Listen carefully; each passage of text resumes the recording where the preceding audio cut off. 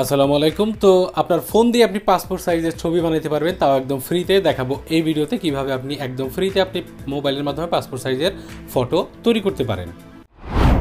তো আমরা passport size ছবি তৈরি করার জন্য যে কোনো একটা ছবি নিয়ে নিতে হবে আপনার। সেটা ব্যাকগ্রাউন্ড মানে যে কোনোভাবেই থাক না কেন, আপনি যেটা ব্যাকগ্রাউন্ড ইরেজ করে নেব আমরা, একটা ছবি হলেই হবে। যেমন আমি এই ছবিটা নিয়ে নিছি।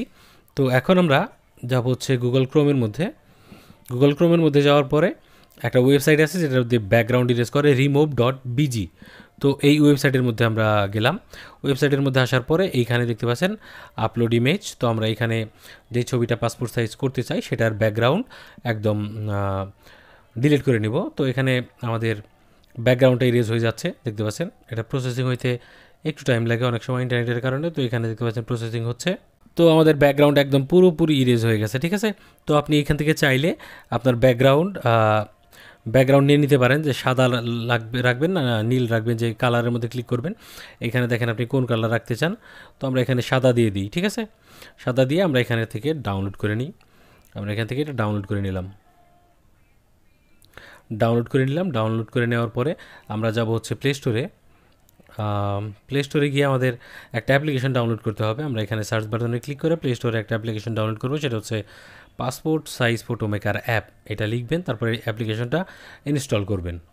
তো অ্যাপ্লিকেশনটা ইনস্টল হয়ে যাওয়ার পরে আমরা এখান থেকে এটাকে ওপেন করলাম।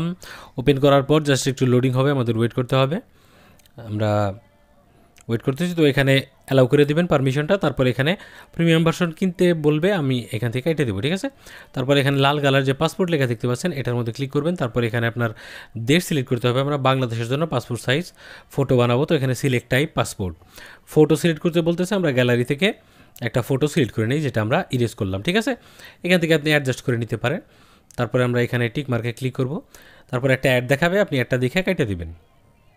আচ্ছা, আমরা অ্যাডটা কেটে দিলাম। অ্যাডটা কেটে দেওয়ার পরে আমরা কি করব, টিক মার্কের মধ্যে ক্লিক করব। যে এখানে টিক মার্কের মধ্যে ক্লিক করব। টিক মার্কের মধ্যে ক্লিক করার পর আবার টিক মার্কের মধ্যে ক্লিক করব। মানে আমরা তো সব করে নিয়ে এসেছি, শুধুমাত্র সাইজটা এখান থেকে পাসপোর্ট সাইজ বানাবো। তো এখানে আবার টিক মার্কে ক্লিক করব, এইভাবে 3বার টিক মার্কে ক্লিক করব। ক্লিক করার পরে এই যে এখানে একটা ডাউনলোড বাটন দেখতে পাচ্ছেন, ডাউনলোড বাটনে ক্লিক করবো। একটা অ্যাড দেখাইতে পারে, অ্যাড দেখার পর আপনি এখানে আবার ফেরত আসবেন। যেমন ইমেজ প্রসেসিং হচ্ছে, এখন কোনো অ্যাড দেখাইল না, যাই হোক। এখানে দেখতে পাচ্ছেন জেপিজি, পিএনজি, ডাব্লিউইবিপি। তো 3টা ফরম্যাটে আপনি সেভ করতে পারবেন। তো আমরা জেপিজি পপুলার ফরম্যাট, এই ফরম্যাটে আমরা ইমেজটা সেভ করব। দেখেন অ্যাড দেখাবে, একটা অ্যাড দেখার পর আপনি অ্যাডটা কেটে দিবেন। তো আমরা এখানে অ্যাডটা কেটে দিলাম। অ্যাডটা কেটে দেওয়ার পরে আমাদের কিন্তু এটা সেভ হয়ে গেছে।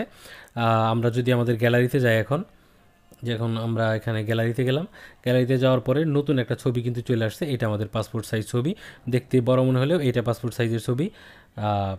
এটা আপনি ব্যবহার করতে পারবেন আপনার যে কোনো, যেখানে যে পাসপোর্ট মেকার দিয়ে আমি তৈরি করছি। তো এগুলা আপনি যে সমস্ত সাইডে আপনার পাসপোর্ট সাইজের ছবি দরকার, মানে প্রিন্ট ছাড়া, আপনি সেখানে এটা দিয়ে দিতে পারেন। অথবা যে কোনো প্রিন্টের দোকানে গিয়ে, কম্পিউটার দোকানে গিয়ে এটা সরাসরি প্রিন্ট করতে পারেন। এটা পাসপোর্ট সাইজ ফটো হিসেবে আপনার বের হয়ে আসবে। অথবা মোবাইলের সাথে প্রিন্টার কানেক্ট করেও কিন্তু আপনি পাসপোর্ট সাইজ ছবিটা বের করে নিতে পারেন।